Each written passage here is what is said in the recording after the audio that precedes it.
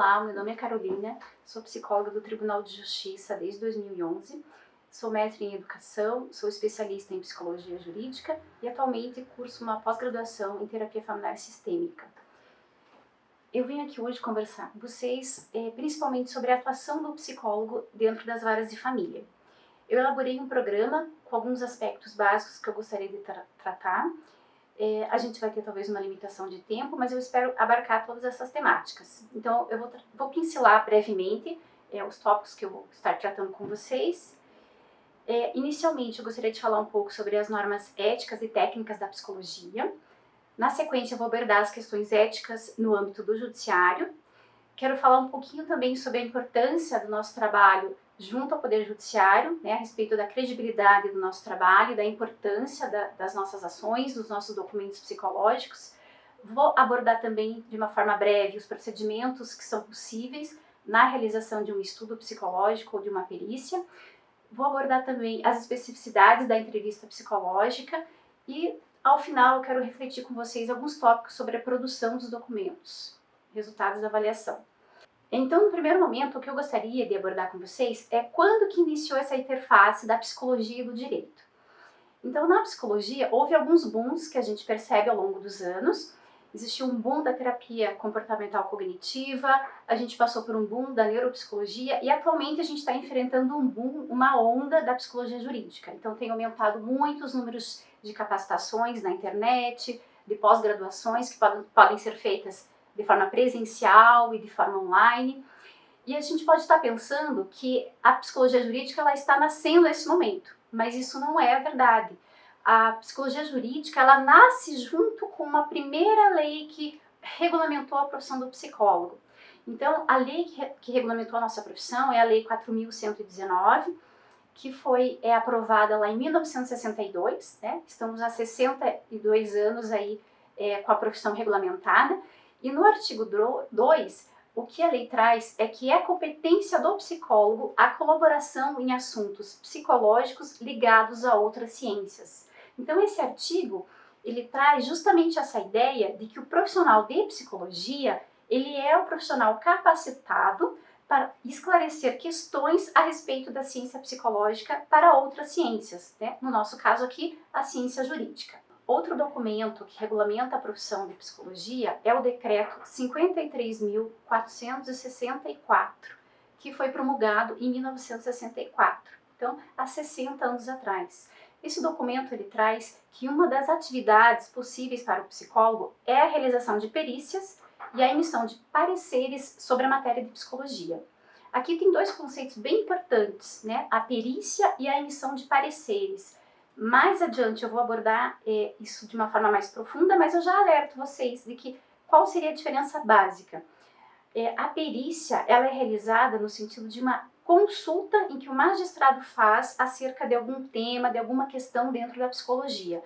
Ele realiza essa consulta porque o magistrado não tem que conhecer a gama de todas as ciências existentes, Ele tem a expertise dentro da ciência jurídica. E quando ele tem alguma dúvida, algum aspecto que é importante ele consultar um outro profissional, ele vai consultar um profissional específico da área, que tem aquela expertise, que seja perito naquilo. Então, o decreto lá de 64, o que ele vai estar trazendo é justamente essa possibilidade do psicólogo oferecer uma consultoria jurídica a respeito de alguma temática. Por outro lado, a emissão de pareceres, ela está relacionada com uma outra atuação que também pode acontecer dentro do contexto forense, que é o de assistente técnico, Então eu quero que vocês tenham assim, esses conceitos já na cabeça de vocês, que mais à frente eu vou aprofundar um pouco mais, Eu gostaria de elencar algumas normas, dentro da psicologia, que elas são fundamentais para quem vai atuar dentro da psicologia jurídica, Então, uma delas é a resolução 08 de 2010, que ela vai definir como deve ser a atuação do psicólogo, tanto como perito, como assistente técnico dentro do Poder Judiciário. A resolução 17 de 2012, que vai permear a nossa atuação como perito nos diversos contextos. Nós temos também outro documento, que são as referências técnicas para a atuação de psicólogos em varas de família, que foi atualizada em 2019, é um documento fundamental, muito importante de a gente ter essa leitura. eu diria assim que é um texto assim de cabeceira, justamente porque nessa atualização em 2019 vai trazer conceitos novos, temas novos que hoje nós temos aí em discussão na nossa área, que seria a violência doméstica, as questões de alienação parental, questão de escuta especializada. Então, essas referências técnicas, elas já trazem e inovam com a abordagem dessas temáticas. Um outro documento fundamental para a atuação do psicólogo dentro das varas de família ou em qualquer contexto jurídico é a Resolução 06 de 2019, que é uma resolução que passou por muitas atualizações, né? Ela atualiza e ela acaba substituindo a Resolução 07 de 2003, justamente porque ela traz novos conceitos, novas orientações a respeito da elaboração de documentos psicológicos.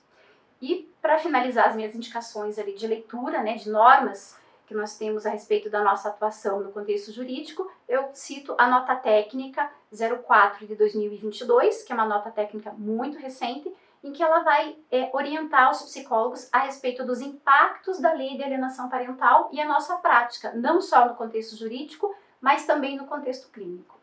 Então, como eu expliquei, a minha fala aqui ela vai se centrar na atuação do profissional da psicologia dentro das varas de família. E eu sinto a necessidade de explicar para vocês novamente aquela ideia que eu trouxe lá quando eu citei a nossa lei, né, que regulamenta a profissão de psicologia, a ideia da perícia e da assistência técnica.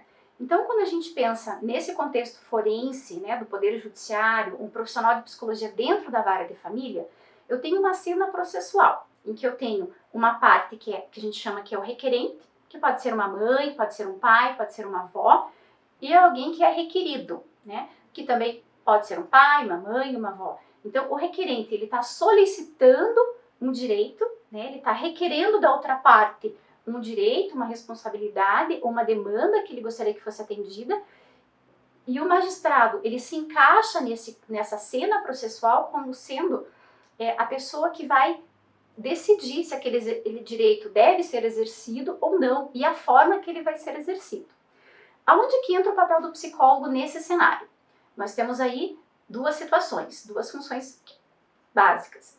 Nós poderemos ter o psicólogo atuando como um auxiliar da justiça, tá? Então, esse auxiliar da justiça, ele está colado à figura do magistrado, ele está próximo da figura do magistrado e por isso ele também empresta algumas qualidades do magistrado, como a imparcialidade e como a questão do sigilo ético também e o sigilo profissional, processual, né, por conta da atuação. E nós temos também o papel do psicólogo dentro desse cenário numa atuação diferenciada, que é o assistente técnico. Então, o requerente, quem está pedindo algo, pedindo um direito, ele pode, em algumas situações, contratar um profissional de psicologia que vai orientá-lo sobre como agir, como se portar no contexto de uma avaliação, ou no contexto de uma audiência, ou até mesmo no contexto processual. Qual que seriam os melhores encaminhamentos? Eu acho bem importante a gente distinguir esses dois papéis, porque eu penso assim, que quanto mais a gente sabe o outro papel que não nos cabe, a gente vai definindo qual é o papel que nós devemos seguir. Então, a nossa função dentro do tribunal, ela é de perito, tá? E por uma questão conceitual, pode ser que vocês encontrem alguns outros termos que eu vou trazer para vocês. Então, o perito, o psicólogo forense e o psicólogo judiciário. Eu, por exemplo, enquanto servidora do Tribunal de Justiça, o meu cargo se chama psicóloga judiciária, tá? Judiciário. Já o profissional que ele está em outro contexto, ele pode ser chamado de perito ou então de psicólogo jurídico também, tá? Então, queria só trazer essa nomenclatura para vocês entenderem que basicamente é a mesma atuação, é de assessoramento ao magistrado acerca de alguma questão ou de alguma demanda da psicologia. Então, trazendo um pouco a diferença entre perito e assistente técnico. O perito, ele é um profissional formado em psicologia, né, no nosso caso aqui que estamos abordando, de confiança do juiz, do magistrado. Então, ele é sujeito a impedimento e a suspeição.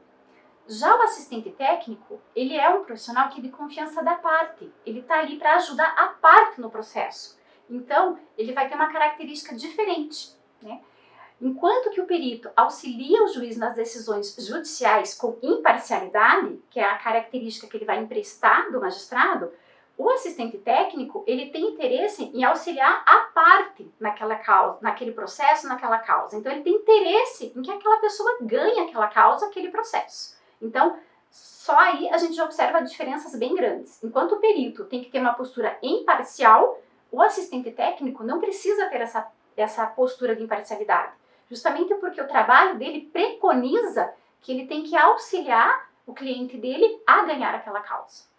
Outra coisa importante é em relação ao trabalho do perito. O perito ele vai examinar e verificar fatos de uma determinada questão daquela família, né? Questão de guarda, de visitas, se a criança está sendo atendida nas questões de escola, de saúde. Enquanto o assistente técnico, ele não está preocupado com esta análise. O assistente técnico ele está preocupado em verificar se o perito cumpriu os procedimentos de forma correta, vai avaliar os achados do perito e pode muitas vezes avaliar quais achados do perito ele pode encaminhar de uma forma que aquela pessoa, que é o cliente dele, ganhe a causa.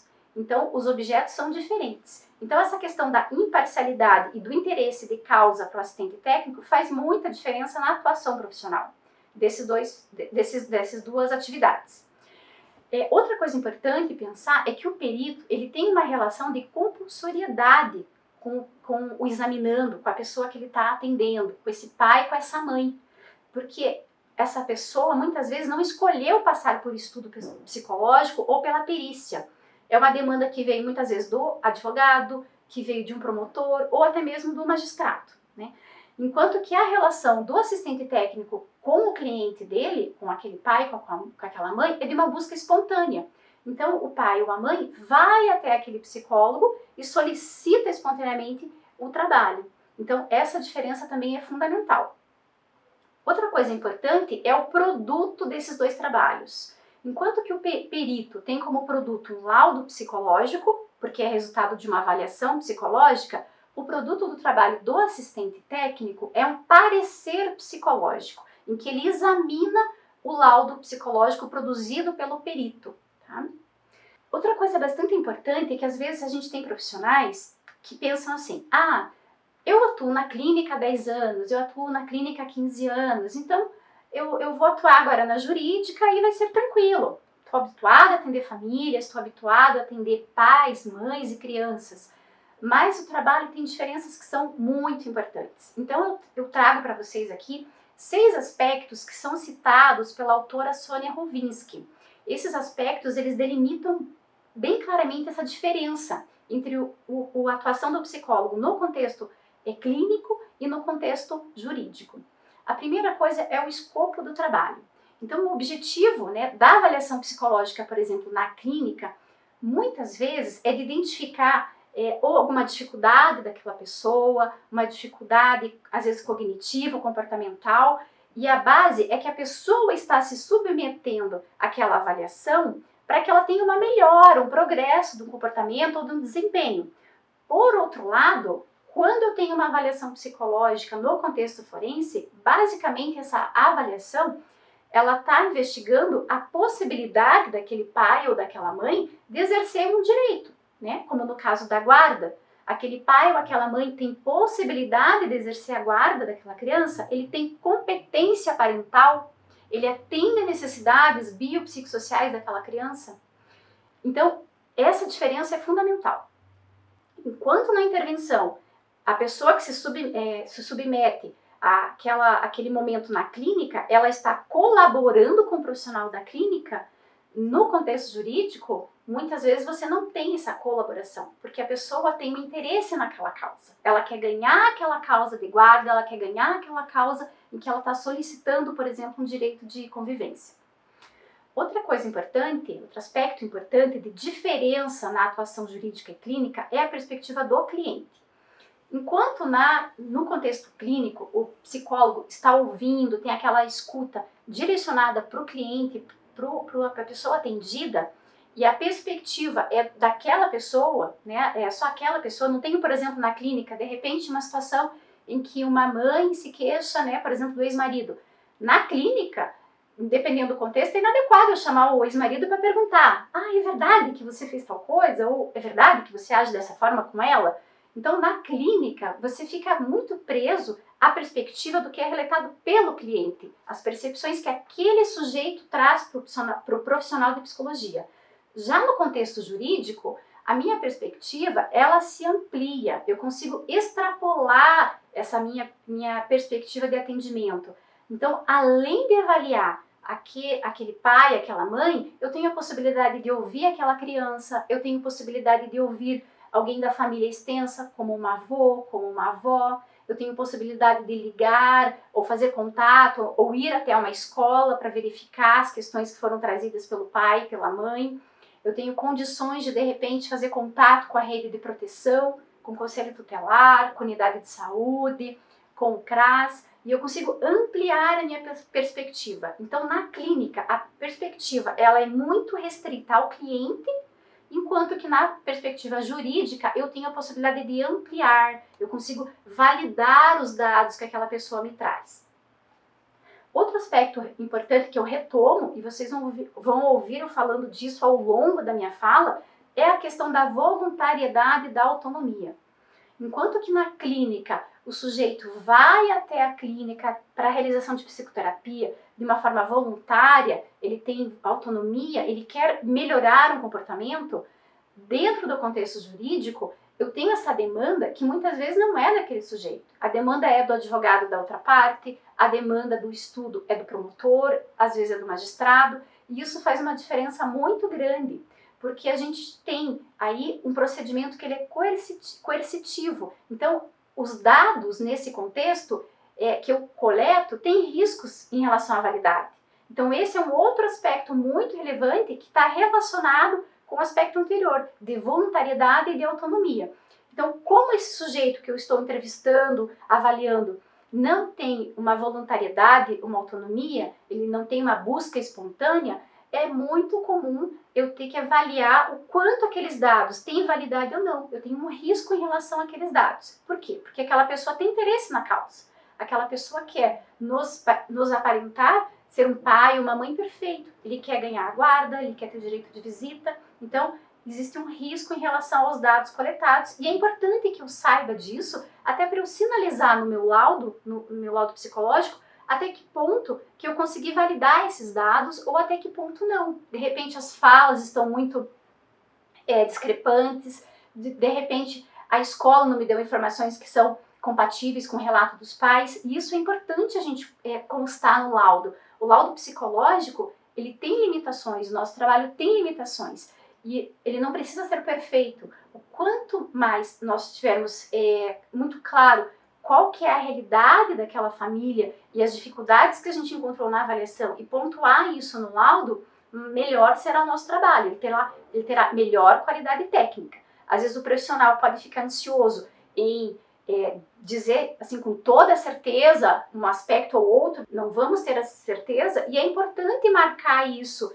pontuar isso no laudo, justamente por conta desses aspectos que eu trouxe para vocês, da falta de voluntariedade e o risco que a gente tem em relação à validade dos dados. Outra coisa importante, outro aspecto que diferencia a clínica e a psicologia jurídica é a dinâmica de relacionamento. Então, muitas vezes, a pessoa atendida, ela vê o perito de uma forma distanciada, né? Pois ele não é um aliado daquele sujeito, e ele pode ser visto até como inimigo, tá? Então, enquanto que na clínica, esse sujeito foi até o consultório buscando um aliado, alguém que ajude ele a melhorar os comportamentos ou as ações dele, dentro do contexto forense, você tem uma pessoa que está avaliando se ela é capaz ou não de exercer um direito. Então, muitas vezes, essa pessoa, ela vai conversar com o psicólogo e ela vê esse psicólogo como um inimigo. Em outros momentos, essa pessoa também ela pode tentar criar alianças com esse profissional, justamente para ele sentir mais segurança ou para obter alguma vantagem na causa, né? E a gente não tem que pensar que essa característica é, de repente, uma falta de caráter ou algo parecido. É algo que é esperado. Se você tem uma mãe e um pai em disputa de guarda, é óbvio que eles vão fazer o possível para manter aquela relação de cuidados com o filho. Então pode acontecer essa situação de tentativas de aliança. Eu acho que uma dos recursos que a gente pode usar para dissipar um pouco essa imagem de que o psicólogo forense é um inimigo ou é alguém que vai tirar a guarda, né, desse pai ou dessa mãe, a gente estar realizando um bom enquadre, tá? E eu vou explicar um pouquinho mais para frente para vocês sobre essa situação do enquadre. Então, eu quero que isso fique aí na cabeça de vocês. Outro aspecto importante que diferencia a nossa atuação jurídica e clínica é o tempo de avaliação. Enquanto na psicoterapia o psicólogo utiliza um tempo indeterminado, quem determina a continuidade ou não daquele acompanhamento é o cliente, na área da psicologia jurídica, o nosso tempo ele é delimitado. Eu tenho um começo e um fim para aquela avaliação. E o resultado final vai ser o laudo. Então, resgatando aquelas normas técnicas, as resoluções que eu citei ali no início, né, da minha fala, eu gostaria de resgatar um conceito que ele aparece na Resolução 08 de 2010, que é a definição de o que é um perito. Então, o psicólogo perito, ele é um profissional que ele é designado para assessorar o juiz no limite de suas atribuições. Qual que é o limite das nossas atribuições? A ciência psicológica. E, portanto, ele deve exercer a função com isenção em relação às partes envolvidas, tendo um comprometimento ético, né, em relação às suas ações e também competência teórica e científica, a qual subsidiará a decisão judicial. Então, nesse conceito, o que eu quero mais chamar a atenção de vocês é sobre o papel da isenção, né, aquela ideia de como estamos próximos do magistrado, nós devemos agir com imparcialidade, diferente da clínica, e a questão do nosso posicionamento ético e científico. Tá? Em relação à especificidade da atuação do perito, né, algumas referências técnicas do Conselho Federal de Psicologia, em especial que trata das varas de família, ele orienta que o ideal é que o perito seja um profissional pertencente ao quadro de servidores públicos do Tribunal de Justiça, tá, dos estados.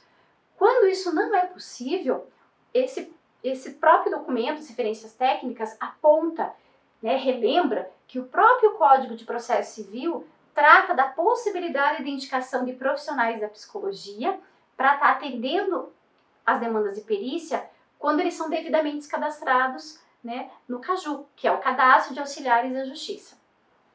Então, essa diferenciação também é importante a gente ter, porque então nós temos a perícia acontecendo dentro do âmbito do setor público, né, quando você tem um servidor público concursado do Tribunal de Justiça, e nós temos essa atuação de perícia também no âmbito privado, quando nós temos essa situação do CAJU. Há uma época anterior, era muito comum a gente escutar falar de peritos ad hoc ou ad hoc, que basicamente é essa figura do perito que tem lá um cadastro junto ao CAJU e que atua nesse formato de um atendimento privado.